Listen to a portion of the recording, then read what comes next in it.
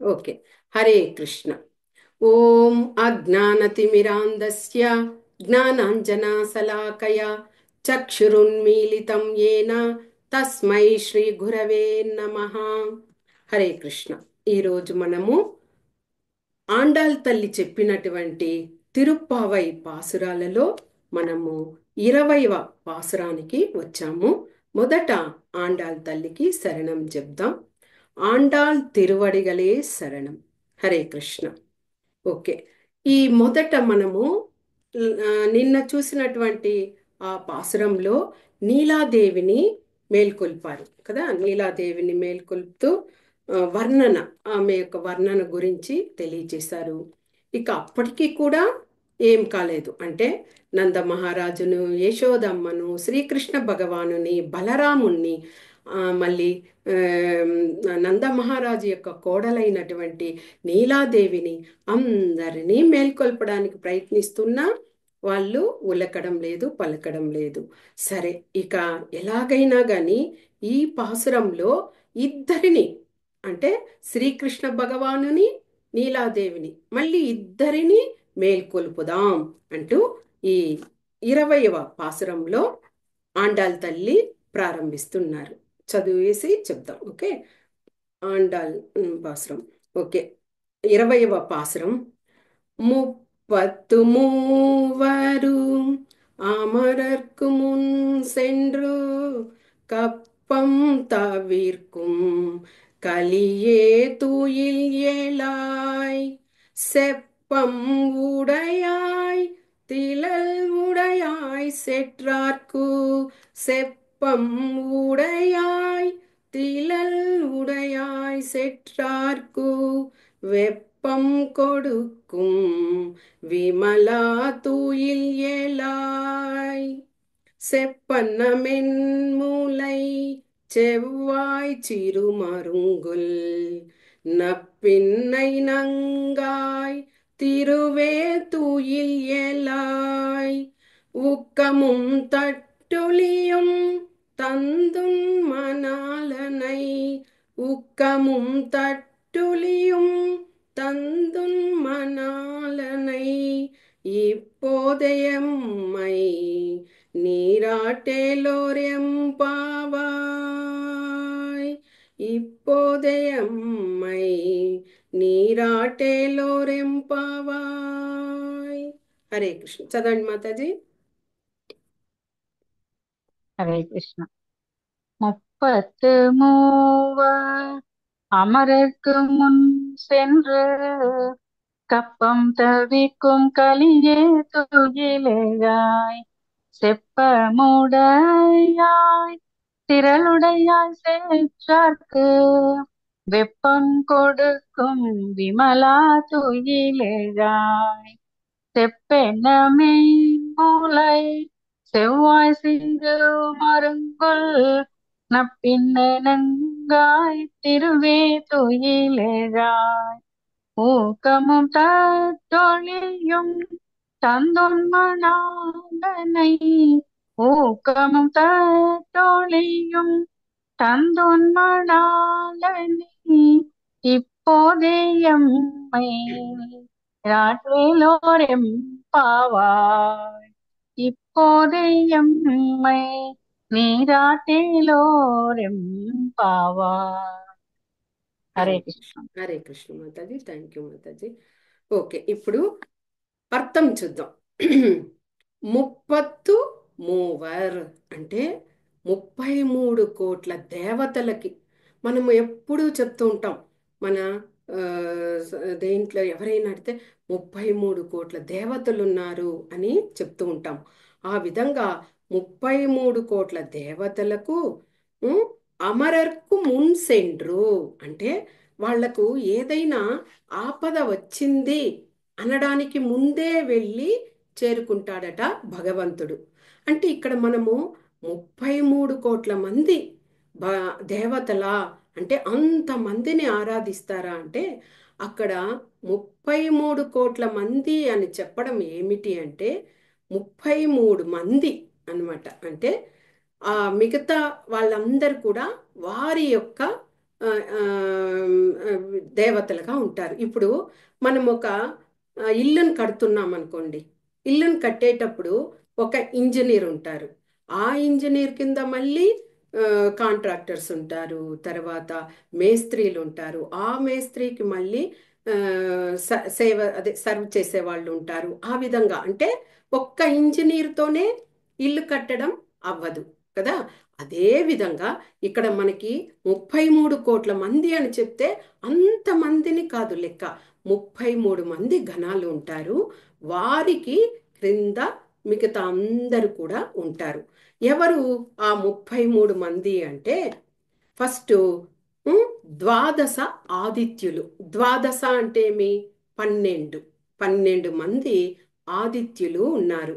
వీరొచ్చి కశ్యపుడు, అతిథి వారి యొక్క సంతానముగా ఈ 12 మంది ద్వాదశ ఆదిత్యులు ఉన్నారు. వారి పేర్లు కూడా చెప్తున్నాను చూడండి. ఆర్యమాన్, దాత్ర, మిత్ర, వరుణ, ఇంద్ర, వివస్వంతుడు, అంశువంతుడు, త్వష్ట, విష్ణువు, భగుడు, పూషుడు, క్రతువు. ఈ 12 మంది వీళ్ళొచ్చి ద్వాదశ ఆదిత్యులు అనమాట. ఇంకా 8 మంది వసువులు ఉన్నారు. అష్ట వసువులు అంటారు. లెక్కేసుకుంటూ రండి. 12, 8. ఈ 8 మంది ఎవరు అంటే వరుణుడు, వృషభుడు, నహుషుడు, జయుడు, అనిలుడు, విష్ణువు, ప్రభాసుడు, ప్రత్యూషుడు. వీళ్ళు 8 మంది ఉన్నారనమాట. వీళ్ళొచ్చి అష్టవసువులు అంటారు. ఇంకా 11 మంది ఏకాదశ రుద్రులు ఉన్నారు. వాళ్ళు ఎవరెవరు చూద్దాం. విశ్వేశ్వరుడు, మహాదేవుడు, త్రయంబకుడు, త్రిపురాంతకుడు, త్రికాగ్నికాలుడు, కాలాగ్ని రుద్రుడు, నీలకంఠుడు, మృత్యుంజయుడు, సర్వేశ్వరుడు, సదాశివుడు, శ్రీమన్మహాదేవుడు. వీళ్ళు 11 మంది ఉన్నారు. ఇంకా 30 మంది అయ్యారు. మనకి ఎవరు? ఇద్దరున్నారు. వారు అశ్వని కుమారులు. అంటే ఆ, ఇద్దరు అశ్వని కుమారులు ఉన్నారు. ఈ విధంగా ఆ 33 మంది ఉంటే వారి కింద దేవగణాలు అలాగ మనం చెప్పేటువంటి ఆ 33 కోట్ల మంది అని చెప్పడం. ఇది మనము కరెక్ట్గా ఉండాలి. చాలా మందికి చెప్తారు కొంతమంది, మీ హిందూ సాంప్రదాయంలో ఇంతమంది దేవతల్ని మీరు అర్చిస్తారు, మీకు కష్టమైతే ఏ దేవుడు వచ్చి ఆదుకుంటారు అని అంటారు. మనకి దేవుడు ఒక్కడే, భగవంతుడు దేవాది దేవుడు ఒక్కడే. వీరందరూ కూడా ఆయనకు సేవకులుగా ఉన్నారు. కాబట్టి మనము చెప్పాల్సింది భగవంతుడు ఒక్కడే అని చెప్పాలి. ఇంతమందిని మనం వేడుకుంటూ ఉంటే అందరూ అనుకుంటారట, నువ్వెళ్ళు కాపాడు, నువ్వెళ్ళు కాపాడు అని. కాకుండా అట్లా కాకుండా మనం ఎవరికైనా ధీటుగా చెప్పాలి, దేవుడు ఒక్కడే, దేవాది దేవుడు భగవంతుడు ఒక్కడు. వీళ్ళందరూ కూడా ఆయనకు సేవలు చేసేటువంటి, ఆయన శక్తిని తీసుకొని సేవలు చేసేటువంటి దేవతలు అని మనము వివరంగా తెలియచేయాలి. ఆ విధంగా కప్పం తవిర్కుం కలియే అంటే అలాగా దేవతలందరి యొక్క భయాన్ని పోగొట్టేటువంటి బలశాలి. కలియే అంటే బలశాలి. తుయిల్ ఏలాయ్, త్వరగా మేలుకో భగవంతుడా అని ఇక్కడ ఆండాల్ తల్లి చెప్తున్నారు. ఇక సెప్పం ఉడయాయ్, భగవంతుడు ఎలాంటి వాడు? అష్ట ఐశ్వర్యాలను, అష్ట విభూతులను కలిగిన వాడు. సర్వ సంపద, సర్వ సౌందర్యము, సర్వ జ్ఞానము, సర్వ శక్తి, సర్వ వైరాగ్యము, సర్వ యశస్సు అన్ని కలిగినటువంటి ఓ భగవంతుడా. తిలల్ ఉడయాయ్ అంటే ఎవరైతే నీకొచ్చి శరణం అని వేడుకుంటారో వాళ్లకు నువ్వు మోక్షాన్ని ఇస్తావు. ఓకే.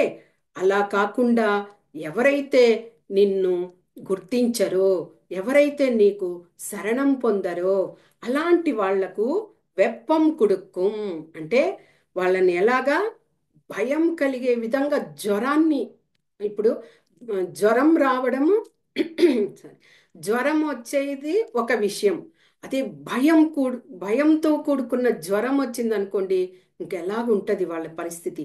అలాగా ఎవరైతే శరణం పొందిన వాళ్ళకి మోక్షాన్ని ఇస్తావు, శరణం పొందని వాళ్లకు అలాంటి భయంతో కూడిన ఆ జ్వరాన్ని ఇచ్చేవాడా. తుయిల్ ఎలాయ్, మేల్కో, త్వరగా లే అని ఆండాళ్ తల్లి చెప్తున్నారు. ఇక కృష్ణ భగవానుని వేడుకొన్నది అయ్యింది. ఇక నీలాదేవిని ఆమెకు చెప్తున్నారు. సెప్పన్న మెన్ ములై. సెప్పన్న అంటే బంగారు కలసం. మనకి కలసం మామూలుగా మనము ఇంట్లో యజ్ఞాలు చేసేటప్పుడు కలసాలు పెడతాం కదా, అది షేప్ ఎలాగుంటది, కింద ఇదిగా ఉండి పైన టెంకాయ పెట్టి ఉంటుంది. ఆ విధంగా ఆ నీలాదేవి యొక్క స్థనాలు ఆ కలశం లాగా ఆ విధంగా సౌందర్యవంతంగా ఉన్నాయట. ఆ విధంగా ఉన్నటువంటి దాన. చెవ్వాయ్ చిరుమరుంగుల్ అంటే దొండపండు లాంటి పెదవులు కలిగిన దాన. అంటే ఈ వర్ణనంతా చూడండి, దేవుళ్ళకి అంటే వాళ్ళ శరీర సౌష్ఠవము సౌందర్యము ఆ విధంగా అబ్బి ఉంటది. అందరినీ పోల్చలేరు. అందరూ స్త్రీలందరూ ఈ విధంగా అన్ని రకాలైనటువంటి సౌందర్యాన్ని కలిగి ఉంటారా? కలిగి ఉండరు.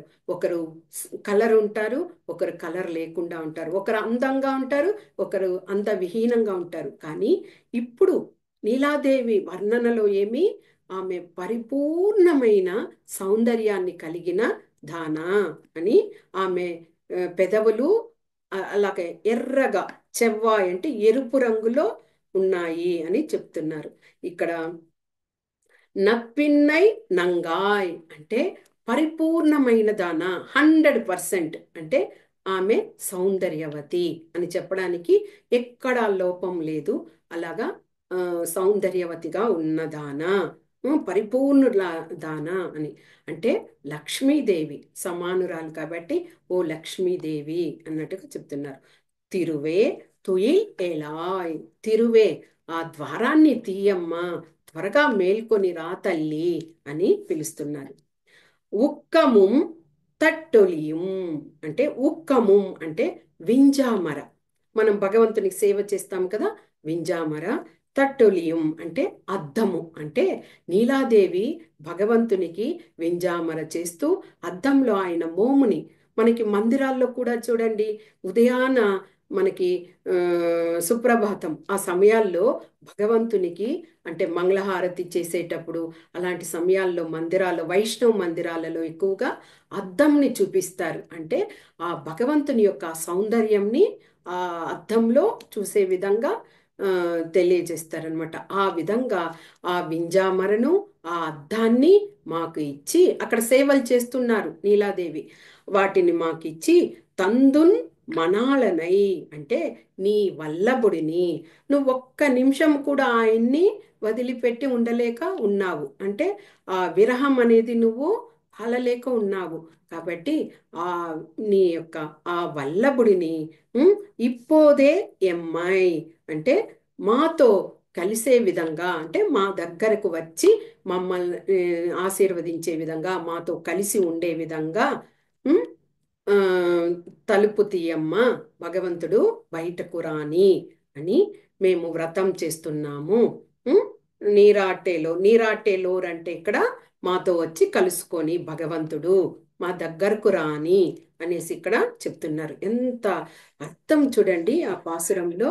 ఇంకా భావము పూర్తిగా చూసినప్పుడు ఆయన యొక్క గొప్పదనాన్ని, ఇక్కడ భగవంతుడి గొప్పదనాన్ని వర్ణిస్తున్నారు. ఆ 33 కోట్ల మంది దేవతలు ఏదైనా ఆపద అనుకుంటే వెంటనే వెళ్ళి రక్షించేవాడా. ఉం? అదేవిధంగా బలశాలి. ఇప్పుడు చూడండి, ఆ గజేంద్ర మోక్షంలో గజేంద్రుడు ఆర్తించాడు కదా భగవంతుని కోసం. అంటే తన శక్తి ఉన్నంత వరకు పోరాడాడు. తర్వాత భగవంతుణ్ణి ప్రార్థించాడు. భగవంతుడు వచ్చి రక్షించాడు. అదేవిధంగా ద్రౌపది, ఆమె కూడా నిండు కురుసభలో అందరూ అవమానిస్తుంటే ఆమె అంతవరకు సహనంతో మంచి జరుగుతుంది అన్నట్టుగా ఉన్నది. ఎప్పుడైతే ఇక అందరూ ఆ, ఏమి చేయలేని పరిస్థితుల్లో గోవిందా కృష్ణ అంటూ భగవంతుణ్ణి తలుచుకున్నప్పుడు వచ్చి రక్షించాడు. అంటే ఆపదలో ఉన్నప్పుడు నువ్వు వచ్చి రక్షించేవాడివి. ఉం? అలాగా ఇంకా శత్రువులకు నువ్వు వెన్నులో జ్వరాన్ని కలిగిస్తావు. అదే నీకు శరణాగతి పొందిన వాళ్లకు నువ్వు మోక్షాన్ని కలిగిస్తావు. ఉం? అని కృష్ణ భగవానుని పొగిడారు.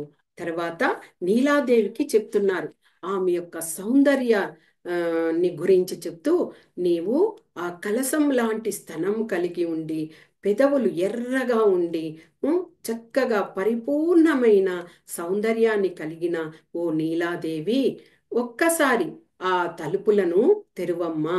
ఉం, ఆ అద్దాన్ని ఆ వింజామరను మాకిచ్చి నీవు తలుపు తెరిచి భగవంతుడు మాతో వచ్చి కలిసే విధంగా చేయి తల్లి ఓ నీలాదేవి అని ఆండాల్ తల్లి ఈ 20వ పాసురంలో ప్రార్థిస్తున్నారనమాట.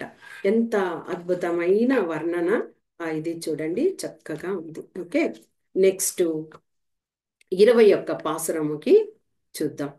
పాసురం 21.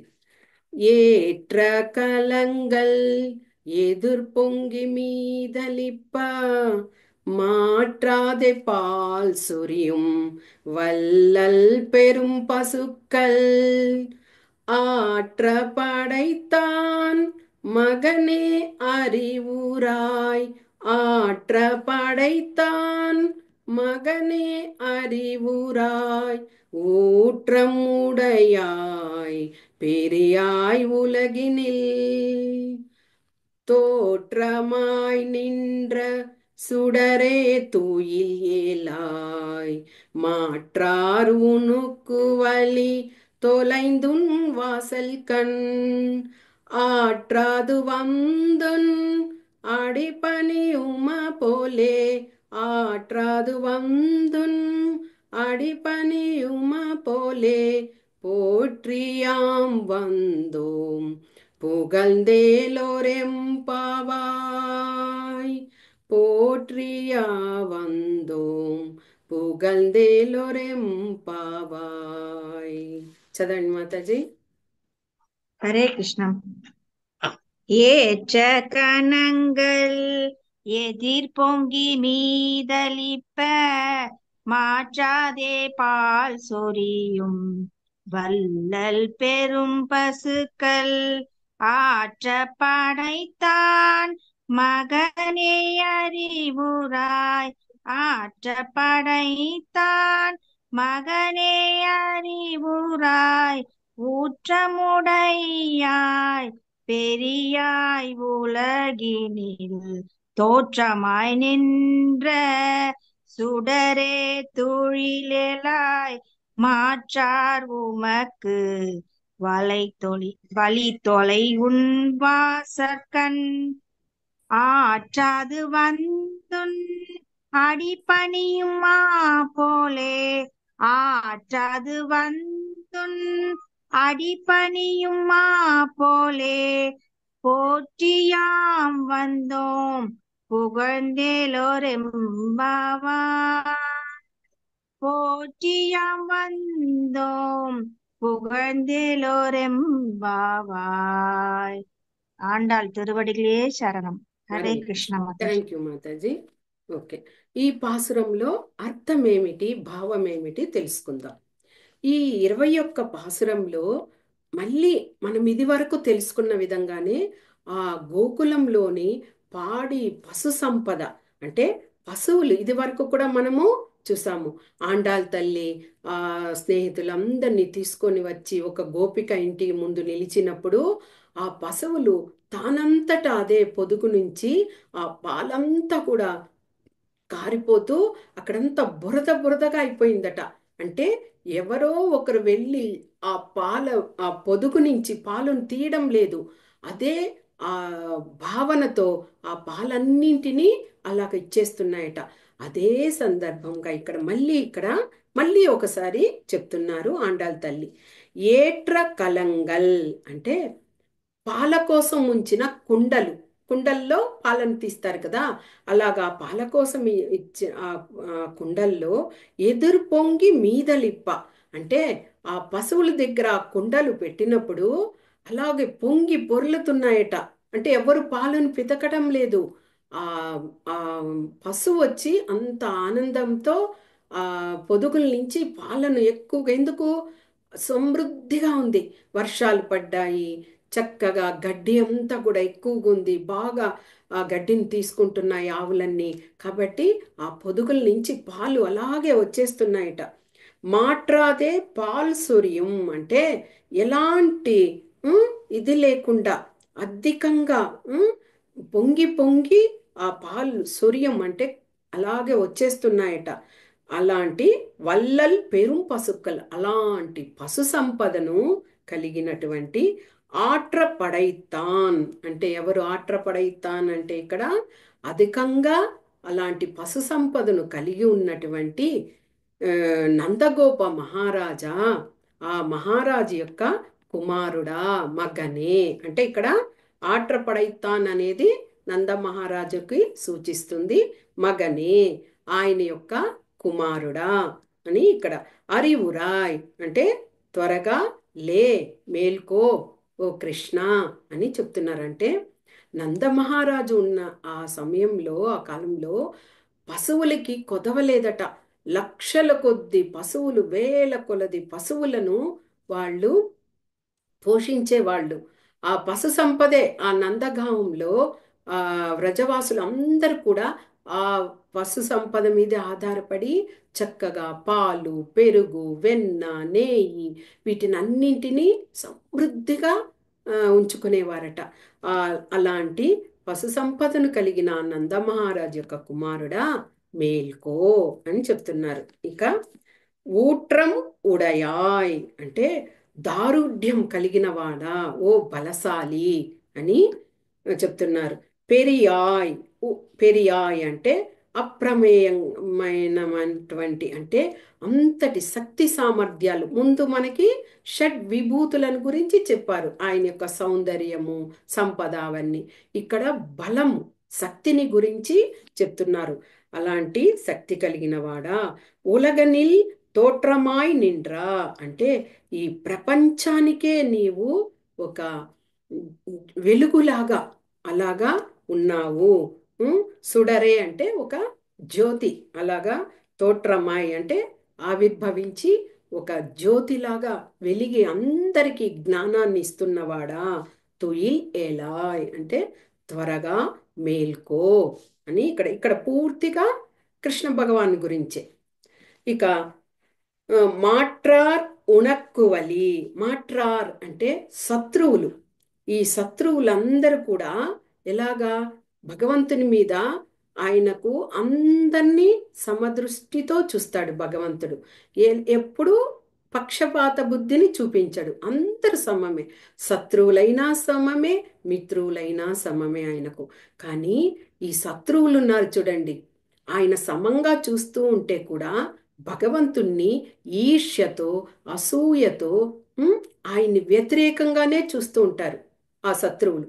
అలాంటి శత్రువులందరూ ఏమి మాట్రారే ఉనక్కువలి తొలైందున్ వాసల్కన్, వాళ్ళంతా ఏమి ఓర్వలేక అసూయతో, అసూయతో వాళ్ళకు వాళ్ళే ఆ శత్రువులందరూ కూడా తెలియక తెలియకుండానే వారు అందరు కూడా ఆ భగవంతుని యొక్క ఆ గుమ్మం ముంగిట వచ్చేస్తున్నారట. అంటే ఇలాగా మనం చాలా ఉదాహరణలు తెలుసుకుంటూ ఉన్నాం. ఆ మినుగురు పురుగులు ఆ లైట్ కాంతిని చూసి వాటంతట అవే వచ్చి పడి మరణిస్తాయి. ఆ విధంగా ఈ శత్రువులందరూ కూడా భగవంతుడు సమదృష్టితో ఉంటే కూడా వీళ్ళేమి, వాళ్ళు వ్యతిరేకంగా ఉండి భగవంతుడికి వాళ్ళకు వాళ్ళే భగవంతుని శరణు పొందాలి అని ఆ గుమ్మం దగ్గర, నీ గుమ్మం దగ్గరికి వచ్చి వాసల్ కన్ అక్కడికి వచ్చినట్టుగా ఆట్రాదు వందున్, ఆట్రాదు వందున్ ఆ విధంగా వచ్చిన విధంగా అడి పనియుమా పోలే, మేమందరం కూడా మా స్నేహితులు, నేను అందరం కూడా మీ భవనం ముందుకి వచ్చాము. నీ యొక్క కరుణను మాపై ప్రసాదించు, నీ యొక్క కృపను కలిగించు, నీ ప్రేమను కలిగించు అని ఈ ఆండాళ్ తల్లి అక్కడ ఆట్రాదు వంతున్, ఆ శత్రువులు ఏ విధంగా వారంతట వాళ్లే వచ్చి నీ గుమ్మం ముందర నీకు సరెండర్ అయిపోతున్నారో, ఆ విధంగా మేమందరం కూడా నీ ప్రేమ కోసం, నీ కరుణ కోసం, నీ కృపా కటాక్షాల కోసం మేమందరం కూడా నీ వద్దకు వచ్చాము. ఉమ్, పోట్రియాం వందోం అంటే అందరం కూడా కలిసి ఉమ్, ఆ, నిన్ను పోట్రియాం అంటే పొగడడానికి, నిన్ను కీర్తించడానికి, నిన్ను స్మరించడానికి, నిన్ను స్మరణం చేసుకోవడానికి, ఇవన్నీ చేయడానికి, నీ దగ్గరికి మంగళహారతి పాడడానికి, మంగళశాసనం ఇవ్వడానికి, ఇవన్నీ చేయడానికి నీ దగ్గరికి వచ్చాము. ఉమ్, దయచేసి మా వ్రతం చేస్తున్నాం కదా, మాకు దర్శన భాగ్యం ఇవ్వు కృష్ణ అనేసి ఆండాల్ తల్లి అక్కడ వేడుకుంటున్నారనమాట. ఇక భావంలోకి వచ్చినప్పుడు ఏమి, ఈ పాసురంలో కూడా పాడి పశు సమృద్ధి, ఆ సంపద ఎలాగ ఉంది, ఆ కాలంలో ఆ పశువులు ఒక మనిషి లేకుండానే ఆ పాల పొదుగు నుంచి చక్కగా పాలను స్రవింప విధంగా చేస్తున్నాయి. అంటే అంతటి సంతోషంలో ఉన్నాయి. ఇప్పుడు చూడండి, పాలను ఆవు నుంచి పాలును తీయాలంటే దానిని ఒక్కొక్కసారి కొట్టడం కూడా చేస్తారు. ఆ కొట్టడం వల్ల భయంతో కూడా అవి పాలను స్రవిస్తాయి. ఆ విధంగా కలియుగం అంత మారిపోతుంది. అప్పటి పాడి పరిశ్రమ అభివృద్ధి వేరు, ఇప్పుడు అన్ని అంటే కల్పితాలు అన్నీ కూడా ఆవులకు కూడా వాటికి ఏవేవో మందులను ఇది చేస్తూ అలాగా తొందరగా అవి పాలను ఇచ్చే విధంగా ఆ విధంగా అంతా కూడా చేస్తున్నారు కదా.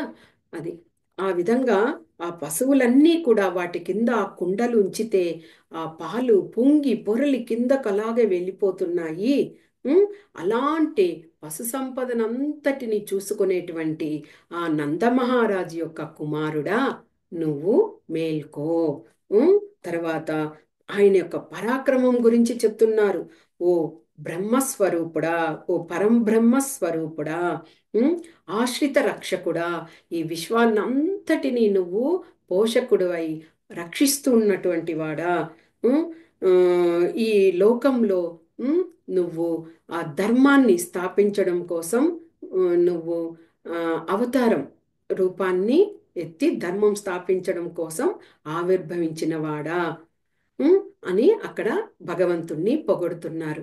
ఇంకా ఏం చెప్తున్నారు, శత్రువులు వాళ్ళంతట వాళ్ళే నిన్ను చూసి అసూయ పడిన వాళ్ళు, నిన్ను చూసి ఓర్వలేని వాళ్ళు, నిన్ను ఎదుర్కోలేక ఉన్నటువంటి వాళ్ళు, ఎప్పుడు ఎక్కువగా వ్యతిరేకంగా ఉన్నవాళ్ళు, వీళ్ళందరూ కూడా వాళ్ళంతట వాళ్ళుగా వచ్చి నిన్ను శరణాగతి పొందడానికి నీ భవనం ముందు వచ్చి వస్తారు కదా.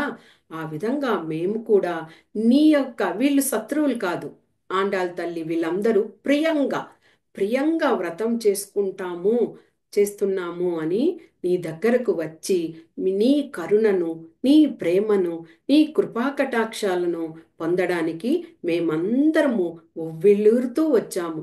మేము గోపబాలికలము, అన్యం పుణ్యం ఎరగని వాళ్ళము, సాదాసీదా ఆ, ఆ, మనుషులం మేము. మాకు ఎలాంటి దుర్బుద్ధులు అలాంటివి ఏమీ లేవు. చక్కగా నీ ప్రేమను పొందాలని మేము నీ దగ్గరకు వచ్చాము కృష్ణ. ఒకసారి ద్వారం తలుపులు తీసి బయటకు రా అని ఆండాల్ తల్లి ఇక్కడ ఈ 21 పాసురంలో వేడుకుంటున్నారనమాట. ఓకేనా, ఎంత అద్భుతమైన పాసురాలు చూడండి. ఒక్కొక్కటి అంటే మనము చదువుకుంటూ వెళ్తున్నాము, కానీ మళ్ళీ మళ్ళీ దాన్ని తెలుసుకోవాలి అంటే మళ్ళీ ఒకసారి మనము దాన్ని గుర్తు తెచ్చుకోవాలి. ఆ పాసురాల్లో ఆండాల్ తల్లి ఏం చెప్తున్నారు అన్నది గుర్తు తెచ్చుకో. ఓకే, ఇది 21 పాసురం. ఆండాళ్ తిరువడిగలే శరణం. హరే కృష్ణ. మాతాజీ చదవండి, ఎవరైనా చదువుతారంటే. లక్ష్మీబాయి మాతాజీ ఉంటే చదవండి మాతాజీ. చెప్తాను మాతాజీ. హరే లాస్ట్ కృష్ణ. పాసురం చదవండి మాతాజీ.